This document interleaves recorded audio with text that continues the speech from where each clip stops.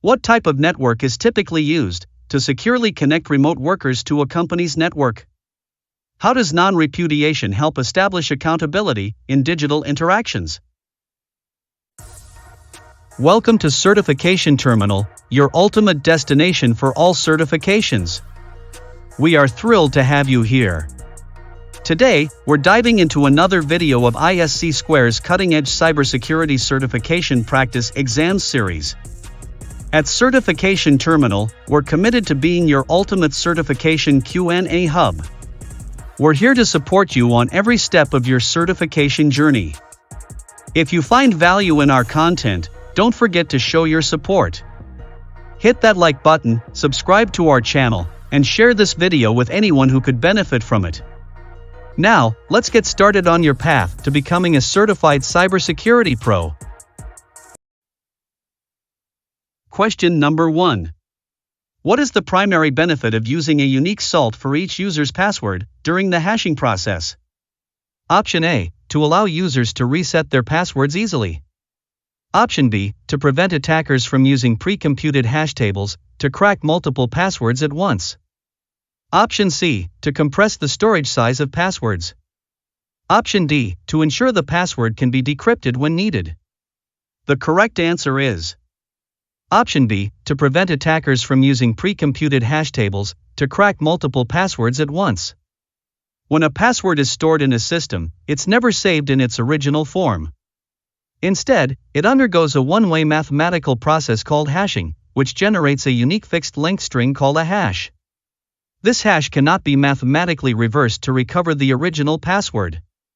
Adding a random string of characters, known as salt, to the password before hashing introduces an extra layer of security. Since the salt is unique for each user, even if two users have the same password, their hashed outputs will be entirely different due to the varying salts. Option A, to allow users to reset their passwords easily, is incorrect. Salting doesn't directly impact password reset functionality. The reset process typically involves verification methods like emails or security questions, independent of the salting mechanism. Option C, to compress the storage size of passwords, is incorrect. Hashing, not salting, is used for compressing password storage size. Salts are stored alongside the hash, not instead of it, and have minimal impact on storage requirements.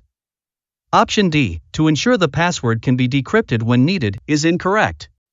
Salting aims to prevent decryption, not enable it. Decrypting passwords would defeat the purpose of hashing, which is to store passwords in a non-reversible format for security.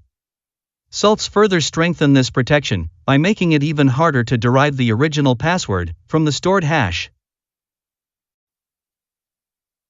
Question number 2. What type of backup captures the entire dataset at a single point in time, regardless of past backups? Option A, snapshot backup.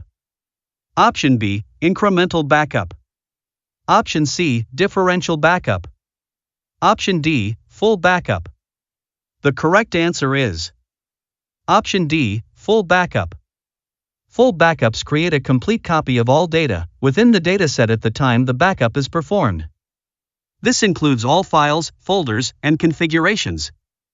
They are independent of any previous backups, meaning they can be used to restore the entire dataset to a specific point in time, even if changes or deletions have occurred since the last backup. This makes them crucial for situations where a complete and independent copy of the data is needed, such as for disaster recovery or restoring systems to a specific configuration. Option A, snapshot backup, is incorrect. While similar to full backups, they might be specific to a particular system or application and not necessarily capture the entire dataset across multiple platforms or systems. They might also have limitations regarding data consistency depending on the implementation. Option B, incremental backup, is incorrect. These backups only capture the changes made to the dataset since the last full backup. They are smaller and more efficient than full backups, but require the presence of the initial full backup and potentially several incremental backups to restore the complete dataset. Option C, differential backup, is incorrect.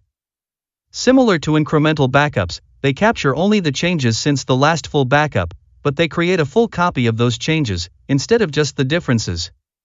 This still requires the presence of the initial full backup to restore the complete dataset. Question number 3. How does non-repudiation help establish accountability in digital interactions? Option A. Interpret privacy regulations and laws. Option B. Protect personal and sensitive data. Option C. Ensure people are held responsible for transactions they conducted. Option D. Protect a company from incurring penalties from misuse of private information. The correct answer is Option C. Ensure people are held responsible for transactions they conducted. Non-repudiation is a security principle that ensures that people are held accountable for their transactions. Non-repudiation is used to protect the integrity of digital transactions and to ensure that the sender of a message or transaction cannot later deny having sent it. Option A. Interpret privacy regulations and laws is incorrect. While non-repudiation can be used in conjunction with privacy regulations and laws to enforce accountability, it's not its primary objective. Its main focus is on proving involvement, not interpreting legal aspects. Option B. Protect personal and sensitive data is incorrect.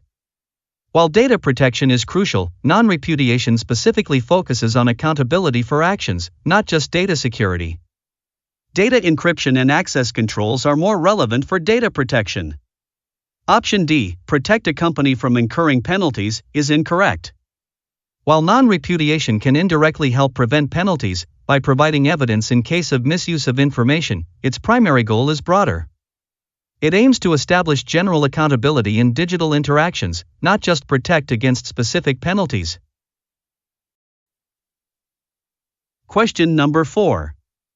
After a security analyst identifies a ransomware attack on the company's servers, what should their immediate priority be? Option A. Investigate how the ransomware entered the company's servers. Option B. Attempt to isolate any compromised servers to prevent further damage. Option C. Generate support tickets to restore the affected systems to their previous state. Option D. Update all server antivirus software with the latest updates. The correct answer is Option B. Attempt to isolate any compromised servers to prevent further damage. Ransomware attacks are time-sensitive and can spread quickly across a network. Immediate containment is crucial to prevent further infection of other systems and minimize overall damage. Isolating compromised servers essentially blocks their connection to rest of the network, creating a perimeter and stopping the spread of the ransomware. This allows the security team to focus their efforts on the affected servers and investigate further without risking further compromise. Option A. Investigating the entry point is incorrect. While understanding how the attack occurred is essential for future prevention, it's secondary to containing the immediate threat. Delaying isolation could allow the ransomware to spread further, while the investigation is ongoing. Option C. Generating support tickets for restoration is incorrect. Restoring systems is crucial, but it should be deferred until the threat is contained and the attack is fully understood. Premature restoration attempts might overwrite valuable forensic evidence needed for investigation and recovery. Option D. Updating antivirus software is incorrect. While keeping software updated is essential for security, updating antivirus software after the initial infection might not be effective. The ransomware might already be active on the system, and updating software might not be able to remove it. Additionally, focusing on updates could delay critical containment actions. Please hit the like button. Question number 5. What type of network is typically used to securely connect remote workers to a company's network? Option A. Wide Area Network, WAN. Option B. Metropolitan Area Network, MAN. Option C. Virtual Private Network, VPN. Option D. Local Area Network, LAN. The correct answer is Option C. Virtual Private Network, VPN. A VPN creates a secure encrypted tunnel over the public internet, allowing remote users to connect to a company's private network, as if they were physically present on site. This ensures that sensitive data transmissions are protected from unauthorized access, even when using public Wi-Fi networks. Option A, WAN, Wide Area Network, is incorrect. WANs connect geographically dispersed networks, which could include remote users, but they are not inherently secure. They require additional mechanisms like VPNs to ensure secure remote access. Option B, MAN, Metropolitan Area Network, is incorrect. MANs span larger geographical areas like cities, and wouldn't be specific to remote work environments. They are not commonly used for secure remote access connections. Option D, LAN, Local Area Network, is incorrect. LANs are typically used within a physical location, like an office building, and wouldn't be suitable for remote access due to their limited scope. Question number 6. How does understanding their roles in a disaster help individuals and organizations respond effectively during such emergencies? Option A, it makes the disaster recovery process more complicated. Option B, it ensures that everyone is informed of the situation. Option C, it helps identify who caused the disaster. Option D, it helps assign blame after the disaster. The correct answer is Option B, it ensures that everyone is informed of the situation. Understanding roles ensures that individuals know what actions to take, whom to contact, and what procedures to follow during a disaster. This leads to effective communication, collaboration, and an organized response. Keeping everyone informed enhances the overall response capability and contributes to a more successful disaster recovery effort. Option A, it makes the disaster recovery process more complicated, is incorrect. Understanding roles in a disaster scenario is intended to streamline and facilitate the disaster recovery process, not complicate it. When individuals are aware of their responsibilities, they can act promptly and collaboratively, contributing to a more organized and efficient recovery effort. Option C, it helps identify who caused the disaster, is incorrect. The focus during a disaster response is on managing and mitigating the impact, rather than assigning blame for the event itself. Identifying the cause may be part of a post-incident analysis, but the immediate priority is to address the situation and protect individuals and assets. Option D, it helps assign blame after the disaster, is incorrect. While a post-incident analysis may be conducted to understand the root cause of the disaster, the primary emphasis during the event is on response, recovery, and ensuring the safety and well-being of individuals. Question number 7. Which of these practices is not very helpful in protecting an organization from cyber attacks? Option A, using outdated anti-malware software. Option B, using firewalls. Option C, using intrusion detection and prevention systems. Option D, removing or disabling unneeded services and protocols. The correct answer is Option A, using outdated anti-malware software. Anti-malware software identifies and removes malicious software, known as malware. However, outdated versions are ineffective because they might not recognize new and evolving threats constantly developed by attackers. They may not have the latest security patches to address vulnerabilities exploited by these newer threats. Option B, using firewalls, is incorrect. Firewalls act as a barrier between an organization's internal network and the public internet, monitoring and filtering incoming and outgoing traffic. This helps block unauthorized access and malicious activity. Option C, using IDS or IPS, is incorrect. These systems continuously monitor network traffic and system activities for suspicious behavior potentially indicating an attack. They can alert security teams and even automatically take action to prevent or mitigate threats. Option D, removing or disabling unneeded services and protocols, is incorrect. This practice reduces the attack surface by eliminating unused functionalities that could introduce vulnerabilities. Question number 8. Which principle is it adhering to if an organization wants to ensure that no single individual can complete a critical financial transaction on its system without the involvement of another person? Option A, discretionary access control, DAC. Option B, principle of least privilege. Option C, rule-based access control. Option D, segregation of duties. The correct answer is Option D, segregation of duties. This principle is specifically designed to prevent fraud and errors in financial transactions by ensuring no single individual has complete control over a sensitive process. It achieves this by distributing the tasks involved in a financial transaction across different individuals or departments. This ensures that no single person can initiate, authorize, record, and reconcile the transaction. Each step has an independent review and approval process.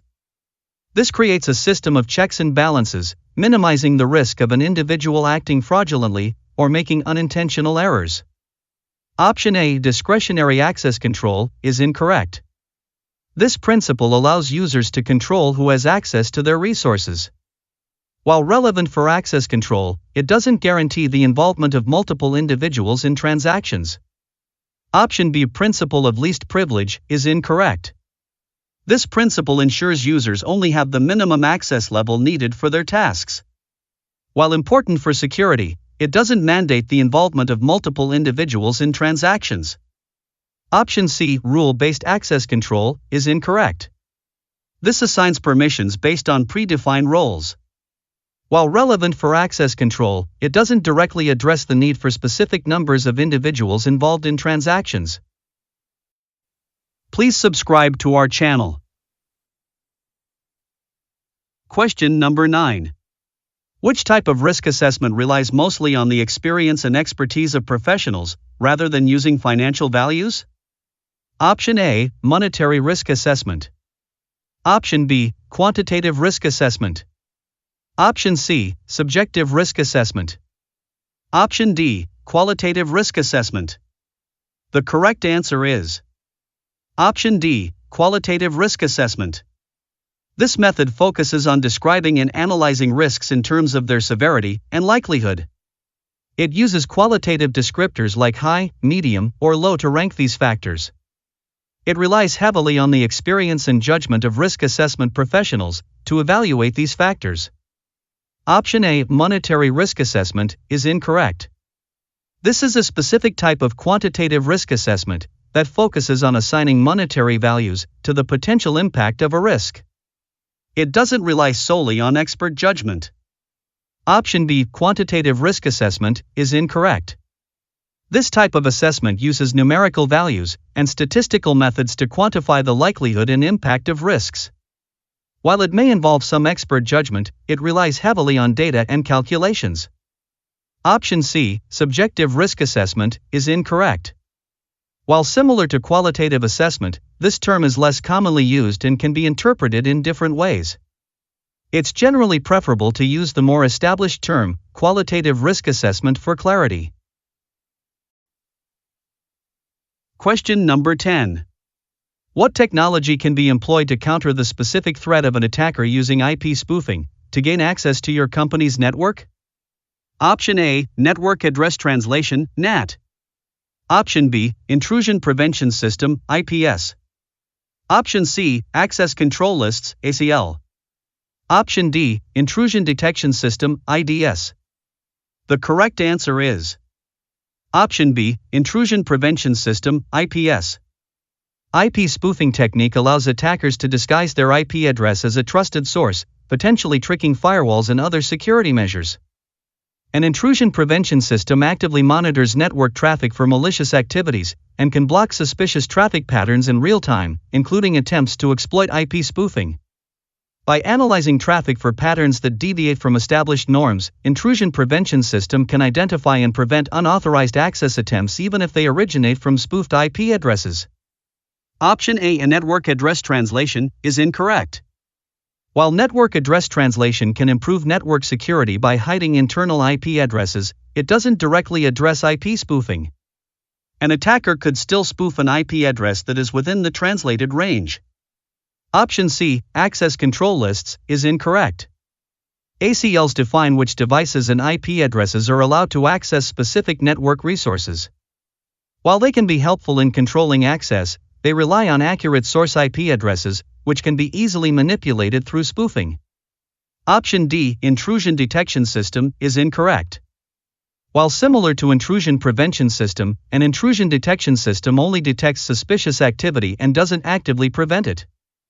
In the case of IP spoofing, an attacker might gain access before the intrusion detection system raises an alert. That is all in this video. Thank you. We'll meet in the next video. Bye.